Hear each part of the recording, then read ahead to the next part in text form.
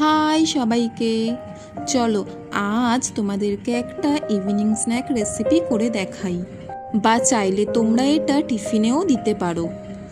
প্রথমে একটা বোলে 2 কাপ ময়দা নিয়ে নিয়েছি। তারপর তার মধ্যে দিয়েছি সামান্য কালো জিরে, সামান্য লবণ আর সামান্য চিনি, আর দিয়েছি অল্প একটু পেঁয়াজ লঙ্কা কুচি।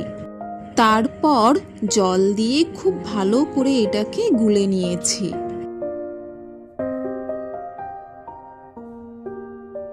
এই দেখো, ঠিক এই রকম পাতলা করে গুলেছি।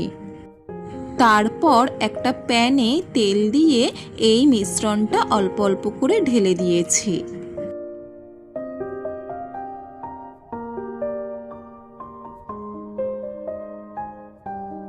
তারপর ভালো করে 2 পিঠ ভেজে নিলেই রেডি। এটাকে কিন্তু আমার শাশুড়ি মা গোলা রুটি বলে, কিন্তু আমি এটার নাম দিয়েছি সফট মিনি পরাঠা।